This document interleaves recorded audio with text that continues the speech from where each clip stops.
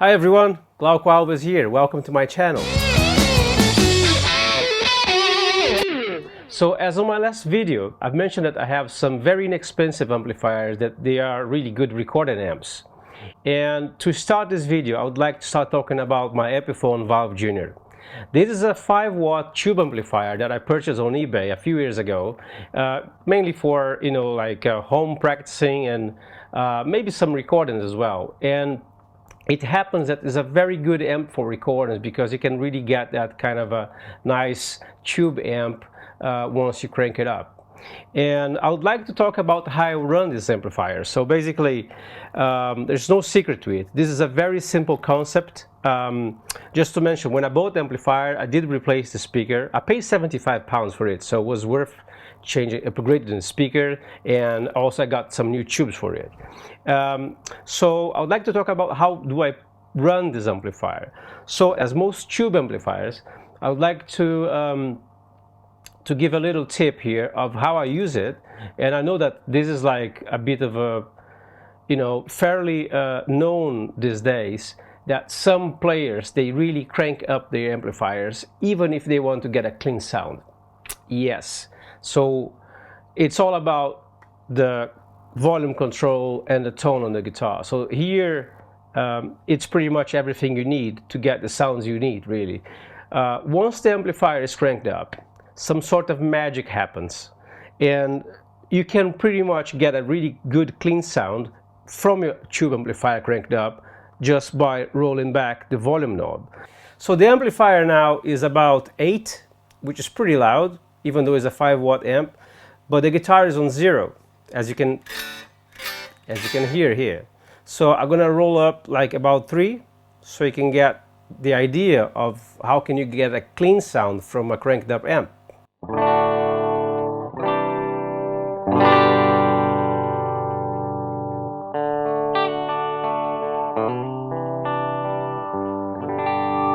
Fairly clean.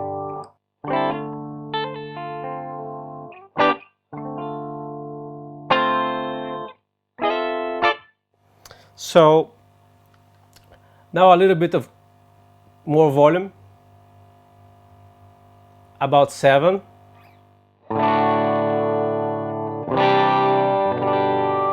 So you can clearly hear the grit now.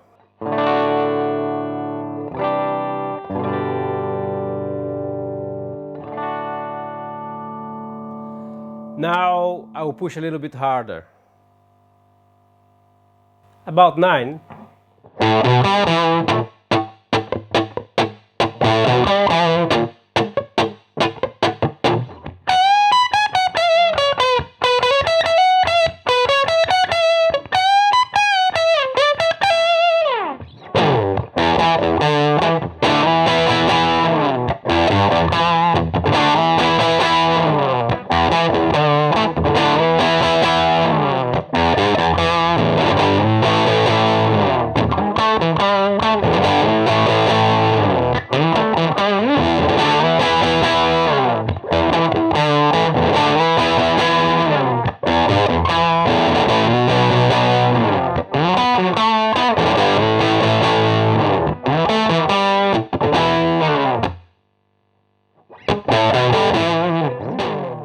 Volume about 8.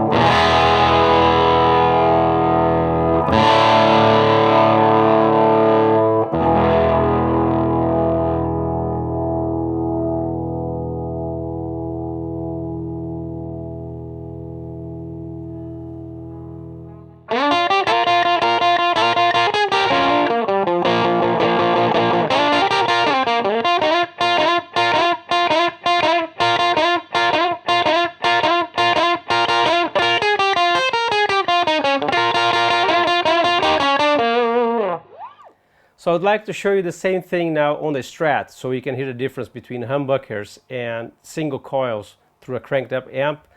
You still can get a really nice and hot sound and warm from the Strat. I'll start getting some clean sounds first, or as clean as possible. So what about 5?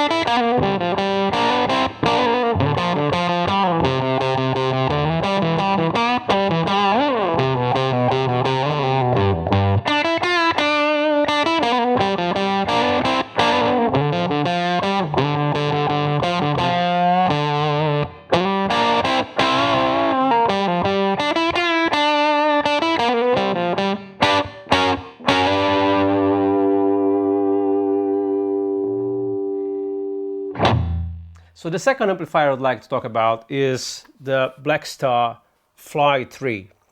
I purchased this amplifier when I was on a trip. I was actually in LA for the NAMM show and also some kind of holidays. And I didn't have an amplifier with me. I had my guitar with me, my LSL Satikoi, but I didn't have an amp, and I wanted to practice a little bit, and I was annoyed because just the device I had, which I was using headphones, didn't really work for me. I kind of missed a little bit of air, and I found this one in LA, and this was like a great deal. I paid pretty cheap for that, like a $70 or something. I think it was a promotion. And I can't recommend this amplifier enough. It's just great. I'm not being paid by Epiphone or Blackstar. This is just my personal gear and stuff that I purchased, you know, because I needed something at a certain point. So this one, as I said, it was acquired on a trip. The other one, I didn't have a practice amp, and playing from Marshall at home can be quite painful sometimes.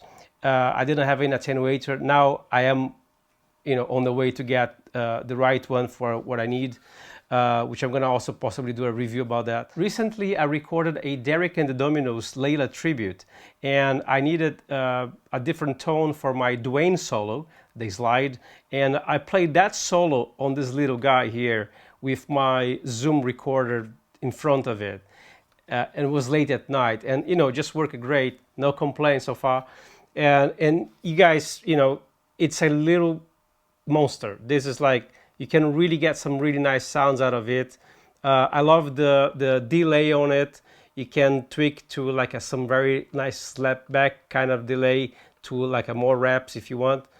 And yeah, it's a beautiful, and surprisingly enough, takes some other pedals really nicely, you know, like tremolos or modulation, like univibe, choruses, and this kind of pedals, you know. I wouldn't put an overdrive here because you have two stages, so you actually have the clean sound and the gain. So unlike my Epiphone, it's just a one-trick pony. This one, you have a variety of possibilities with the EQ, the gain control. You can switch clean to dirty channel or the overdrive channel, and you have the delay. So it is like a really good piece of gear for you if you are on the road, if you are traveling, if you're band and you want to have your little, you know, practice time in the backstage, or if you pretty much just want to play at home. You don't need much more than that. I swear to you, you don't need much more than that. So you can also use headphones on it. It's a great little thing, you know, and you can plug this through your computer and possibly do a bunch of stuff that I never done. So yeah, it's a little, I can't recommend enough. This is a great piece of gear. So the reason why I made this video today is just to show you guys that you can still get some nice sounds and nice tones from inexpensive gear, such as small amplifiers. You can also get a really nice tone, and it's a great journey to learn how to deal with what you got, you know, like just the guitar straight into the amp and try to get the most out of it. And I'm pretty sure there's a lot of people doing that already, but don't be trapped or don't get caught in that kind of little box that you always need more, you need more gear, you need more expensive stuff to make music, you know. So if you liked this video, please don't forget to hit the like button. And for more videos like this, please don't forget to subscribe. See you next time.